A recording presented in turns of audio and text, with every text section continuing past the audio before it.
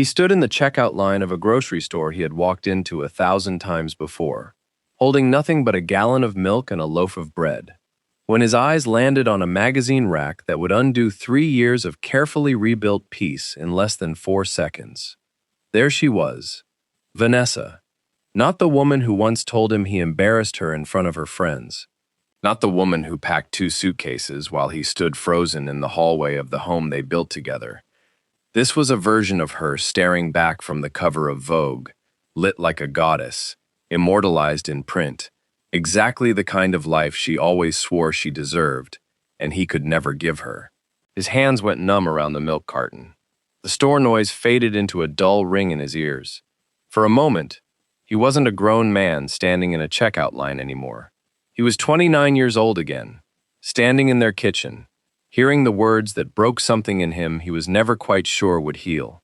She had looked him dead in the eyes and said the one sentence he never repeated to another living soul, the sentence that convinced him he wasn't good enough to be seen next to her, wasn't good enough to be loved by her, wasn't good enough, period.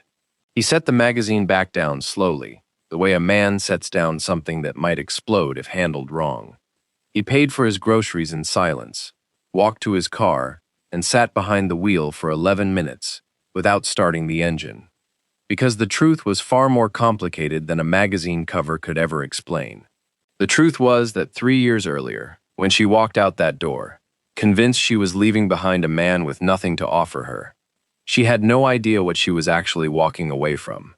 And what nobody watching this story unfold from the outside understood yet was that the woman smiling on that cover was about to lose something she never saw coming. Before we dive deeper, let us know in the comments where you're watching from. We'd love to hear from you. And don't forget to hit that subscribe button so you never miss any of our upcoming videos. Who was Daniel before any of this happened? And who was Vanessa before she became the woman on that magazine cover?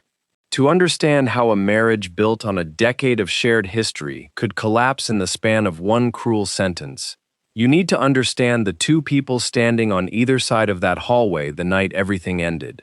And to understand why a man written off as not enough would end up the reason his ex-wife achieved everything she ever wanted, you first need to understand what he quietly built in the silence after she left.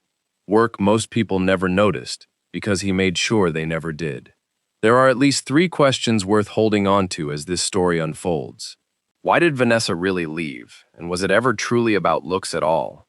What did Daniel become in the years she wasn't watching? And when their two paths finally crossed again, under lights neither of them expected, what exactly did each of them lose, and what did each of them finally understand? Daniel Whitaker grew up in a small town outside Columbus, Ohio, in a house where nobody talked much about feelings, and everybody understood the value of a steady paycheck. His father worked in a warehouse for 31 years without complaint. His mother kept the same job at a local school district until the day she retired. Daniel absorbed their quiet philosophy without ever questioning it. Show up, do the work. Don't make noise about it. By the time he graduated community college with a degree in supply chain management, he had already built the foundation of a personality that valued consistency over spectacle. He took a position with a regional logistics company at 23, the kind of job that rewarded patience and punished flash. And within a few years, he was exactly what his coworkers described him as: dependable, quiet, the guy you wanted handling the account nobody else wanted to touch. Vanessa Reyes grew up 2 towns over, in a household that ran on a very different current. Her mother had once modeled briefly in her 20s, before life redirected her into a more conventional path, and she never fully let go of the idea that beauty was currency, that a certain kind of visibility was owed to certain kinds of people. Vanessa absorbed that belief early, watching her mother flip through old modeling portfolios with a wistfulness that felt, even to a child, like unfinished business. She grew up believing, quietly but firmly, that she was meant for something bigger than the town she was raised in, even if she couldn't yet articulate what that something looked like. She was smart, magnetic in social settings, the kind of young woman people remembered after meeting her only once. But underneath that magnetism sat a persistent, gnawing fear that she would end up exactly like her mother, beautiful once, forgotten by 30, settled into a life smaller than the one she imagined for herself. They met at 24, at a mutual friend's engagement party, and the early attraction between them made perfect sense on paper, even if it seemed unlikely to outside observers. Daniel offered Vanessa something she hadn't experienced much of growing up: stability without demands, attention without ego, a calm presence that didn't require her to perform. Vanessa offered Daniel something he hadn't realized he was missing: energy, ambition, a reason to imagine a life slightly larger than the one he had quietly accepted for himself. In those early years, she called his steadiness safe, and she meant it as the highest compliment she knew how to give. Friends who watched them together during that period often said they balanced each other out, that his calm softened her restlessness, that her fire warmed his reserve. For nearly 4 years, that balance held, and nobody, including the two of them, saw any reason to expect it wouldn't hold forever. The cracks that eventually split their marriage wide open didn't begin as cracks at all. They began as small, seemingly harmless comments, the kind that slide past unnoticed in the moment and only reveal their true weight years later. Once enough of them have piled up to form a pattern impossible to ignore. It started around their 4th anniversary, when Vanessa began spending more time scrolling through the lives of women online who seemed to be living the exact future she once imagined for herself. Photographers building brands out of nothing, models turned entrepreneurs, women who had somehow figured out how to turn visibility into a career. She didn't say much about it at first. She simply grew quieter during dinners, more distracted during conversations, her attention pulled toward a version of life that existed just outside the frame of the one she was actually living. The comments about Daniel started small enough that he barely registered them as anything more than passing moods. A joke at a dinner party about his choice of shoes, a comment to a friend, delivered lightly enough to sound like teasing, about how he never quite dressed for the room. Daniel laughed along, because that's what men like him were raised to do when the ground beneath them shifted.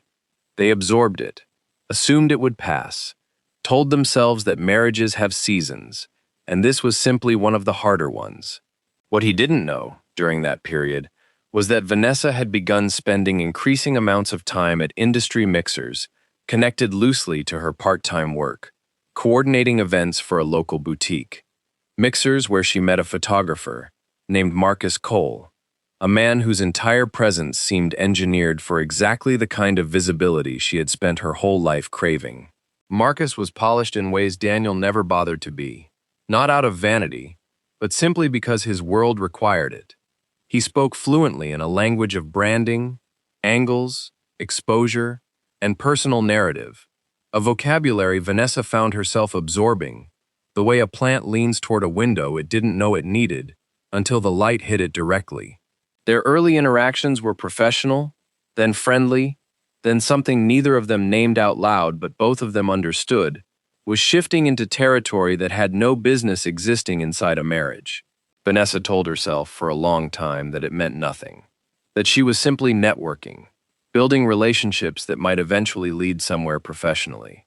It would take her nearly a year to admit, even privately, that what she felt around Marcus was not networking. It was the specific, addictive thrill of being seen exactly the way she had always wanted to be seen. And once she felt it, she found it almost impossible to go back to a life without it. By their 5th year of marriage, Daniel could feel that something fundamental had shifted, even though he couldn't yet name what it was. Vanessa stopped asking about his day with any real curiosity. She stopped introducing him by name at gatherings, opting instead for a flat, distant "my husband," delivered the way someone describes an obligation rather than a partner. He told himself it was a phase. He told himself every long marriage hits a rough patch eventually. What he didn't yet understand was that he was living through the final months of something that had already ended in Vanessa's mind, that the woman lying beside him every night had already begun quietly building a future that no longer included him, piece by piece, conversation by conversation, without ever formally announcing that the demolition had started.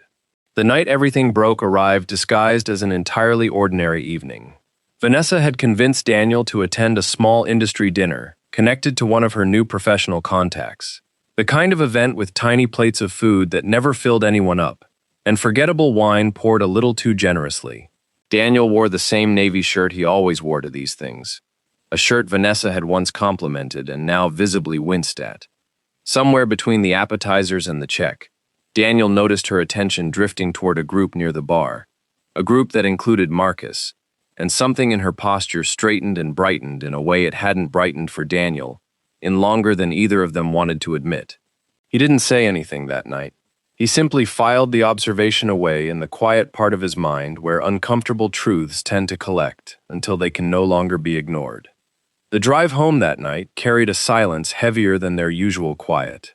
Daniel finally asked what was wrong, and Vanessa, staring out the passenger window instead of looking at him, said the words that would replay in his mind without mercy for years to come. She told him she was tired, exhausted in a way that had nothing to do with sleep, tired of feeling embarrassed introducing him to people who mattered to her new life, tired of watching other men in her orbit understand the value of presentation, while he stayed content blending into the background. She told him she deserved a life that looked like something, and that she didn't know how much longer she could convince herself he was enough for her. The word enough landed heavier than anything else she said that night, and it would follow him long after the marriage itself had ended. He didn't respond in the car. He sat in their driveway after she went inside, hands still resting on the steering wheel, replaying her words until they lost their shape the way words often do, when repeated too many times inside a single skull. 2 weeks later, she was gone, moved into a downtown apartment with Marcus, before the separation paperwork had even fully processed, telling mutual friends a carefully edited story about simply growing apart, a story that conveniently omitted the part where she had already found somewhere else to land before officially leaving.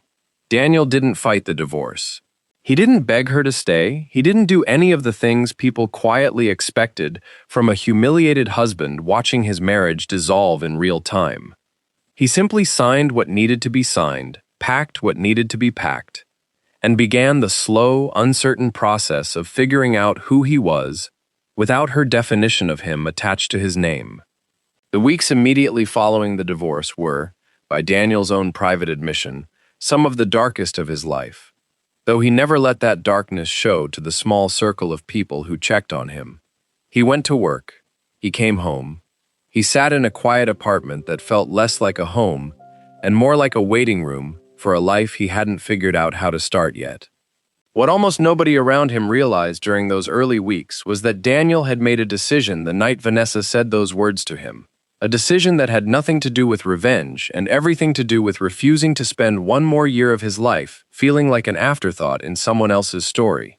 He began reading everything he could find about the industry Vanessa had been chasing, not out of obsession with her specifically, but out of a strange, burning need to understand what exactly made a life like Marcus's carry more weight in her eyes than 15 years of loyalty had carried.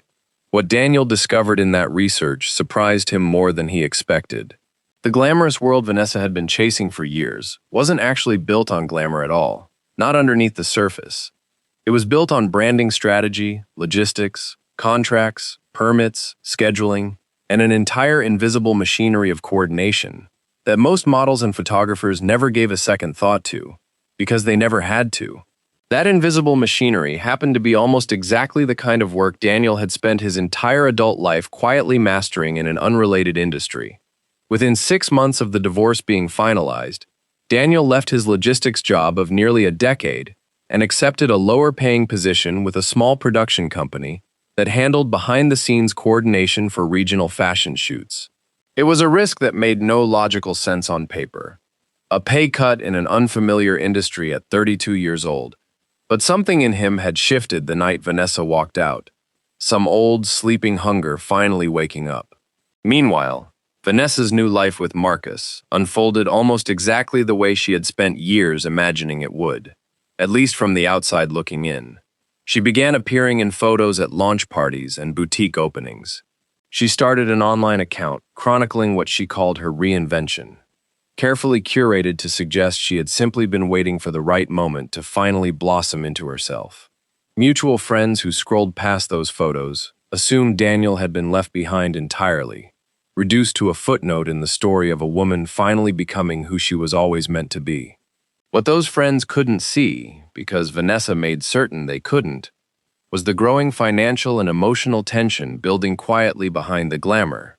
Late-night arguments with Marcus about money, about exposure that didn't convert into stability, about the uncomfortable realization that being photographed at parties didn't pay rent the way steady, dependable income once had.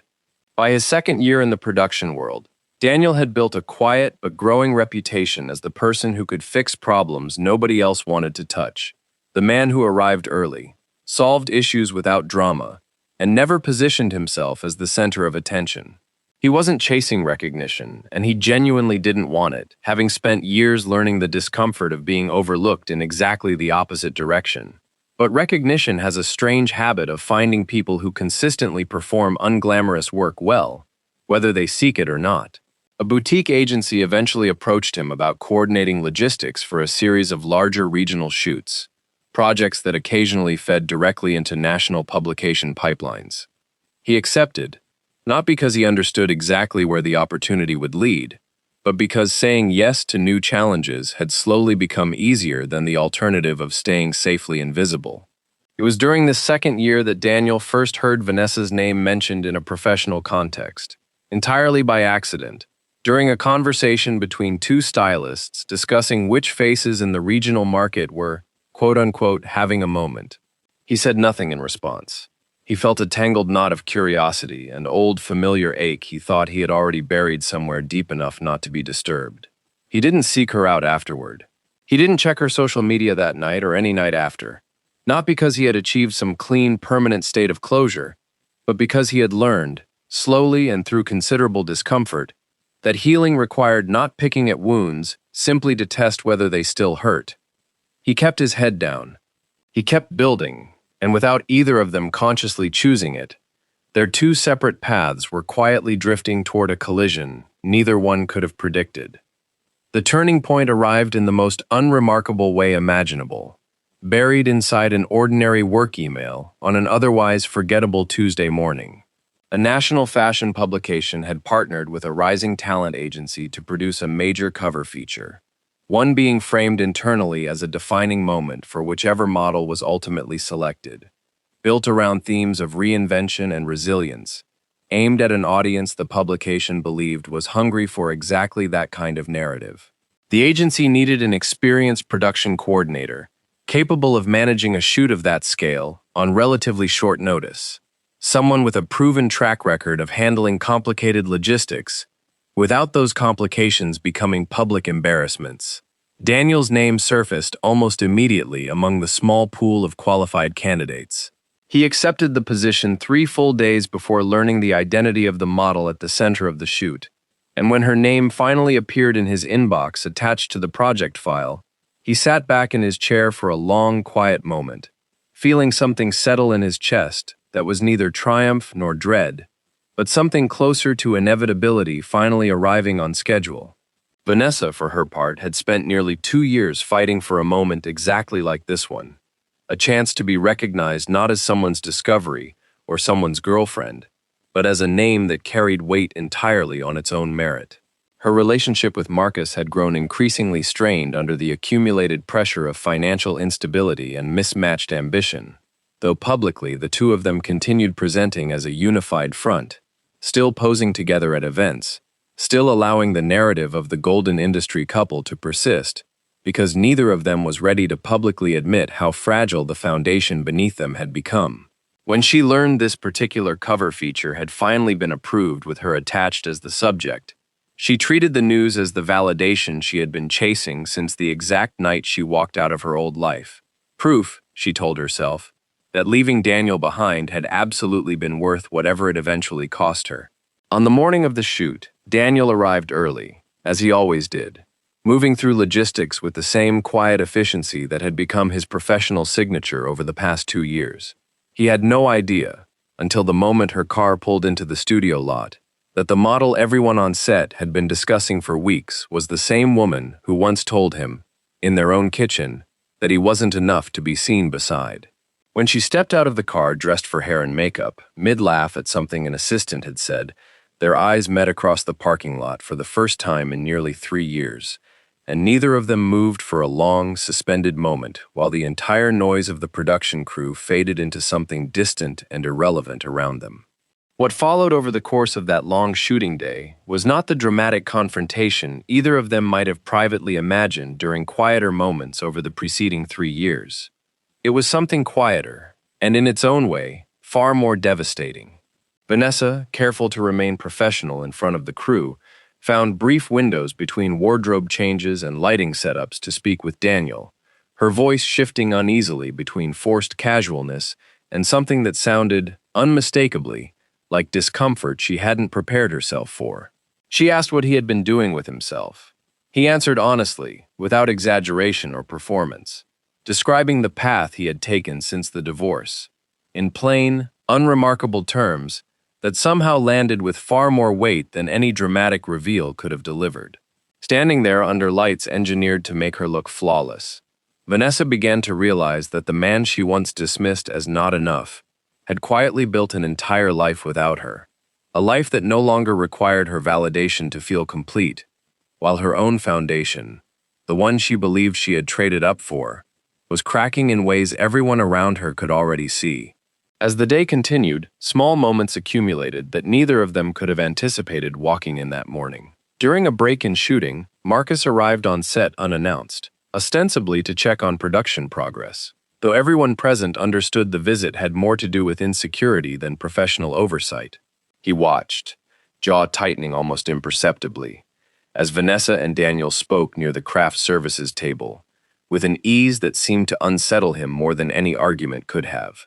Later that afternoon, during a lighting delay, one of the junior stylists mentioned offhandedly to Vanessa that the production coordinator, meaning Daniel, was, quote, the most reliable person she'd worked with all year. Someone agencies specifically requested by name. Vanessa said nothing in response, but something in her expression shifted, the quiet recalculation of a woman realizing the story she had told herself for 3 years might not be as complete as she believed. The cover shoot itself was, by every professional measure, an unqualified success. The images that emerged from that day were striking, the accompanying feature compelling, exactly the kind of career-defining moment the agency had promised Vanessa when they first pitched her the opportunity. But behind the scenes, in the days and weeks following the shoot, cracks that had been quietly forming in her relationship with Marcus finally split open into something neither of them could smooth over for the cameras any longer. Financial disagreements that had simmered beneath the surface for months erupted into arguments neither of them could contain. Disagreements about who had contributed what to their shared expenses, about promises Marcus had made regarding career opportunities that never fully materialized, about the growing suspicion that his interest in her success had always been at least partially transactional. Friends who once admired their partnership from a distance began noticing the widening space between them at public appearances. The forced smiles held a beat too long, the conversations that ended abruptly whenever anyone got too close to the truth. 3 weeks after the shoot wrapped, the magazine finally hit newsstands across the country, and it was on an entirely unremarkable afternoon, in an entirely unremarkable grocery store, that Daniel found himself staring at that finished cover for the very first time, milk and bread in hand, the woman who once told him he embarrassed her staring back at him from beneath glossy, carefully lit print, he thought, standing frozen in that checkout line, about the version of himself who once believed her words had been the final verdict on his worth as a person. He thought about how distant that version of himself now felt, not because he had spent 3 years trying to prove her wrong, but because he had spent 3 years simply refusing to stay small in the shape she had once assigned him. In the months that followed, word eventually reached Daniel the way these things always seem to circulate through small, interconnected industries, that Vanessa's relationship with Marcus had quietly ended, closed out without the public drama their beginning had once generated, dissolved with the same lack of fanfare that most real endings tend to carry once the performance stops being worth the effort. She had finally gotten precisely what she once claimed to want, and it had cost her the very thing she assumed that success would automatically guarantee her. Daniel felt no real satisfaction hearing the news. What he felt instead was something closer to quiet understanding, the recognition that a life built to prove a point to someone who hurt you rarely holds the weight people expect it to hold, and that lasting reinvention only survives when it's built for yourself, not as an argument aimed at someone who already stopped listening a long time ago. There was one final piece to this story that Daniel didn't learn until nearly a year after the cover ran, delivered to him almost casually by a colleague who had no idea of the history involved. Vanessa had reached out to the agency requesting Daniel specifically for an upcoming project, unaware, or perhaps fully aware, that the request would eventually reach him directly. He sat with that information for several days before responding. In the end, he declined the project, not out of bitterness, and not out of any lingering need to punish her for words spoken years earlier in a kitchen that no longer existed in either of their lives. He declined simply because he had finally reached a place where closing that particular door required no explanation, no confrontation, and no further chapter. Some stories, he had come to understand, don't need a final scene to be complete. They simply need the person living them to finally stop waiting for one. Looking back now, what makes this story resonate the way it does isn't the image of a man quietly getting revenge, and it isn't the image of a woman finally achieving everything she once chased. It's the quieter truth sitting beneath both of their journeys. The truth that worth was never something Vanessa had the authority to assign in the first place, and that Daniel spent 3 patient years discovering that lesson not through anger or performance, but through the simple, deliberate act of building a life so steady it no longer needed her approval to feel whole. Somewhere out there tonight, there is likely a man who once believed the worst thing someone ever said about him, and there is a version of that same man 3 years from now who will have quietly proven that the people who make us feel like we are not enough are very often the ones who understand our worth the least. Was Daniel's silence after the divorce genuine strength, or was it simply a man protecting himself, the only way he knew how to survive that season of his life? Would you have handled those words differently the night she said them? Or would you have needed your own 3 years to arrive at the understanding he eventually reached? Let us know in the comments which part of this story hit you the hardest. And if you stayed with us until this very moment, stay a little longer, because the next story we're about to tell you involves a woman who discovered her husband's second family only after his funeral, and what she found inside his final letter changed everything she thought she understood about the 20 years she gave him. Don't forget to subscribe so you never miss the next one.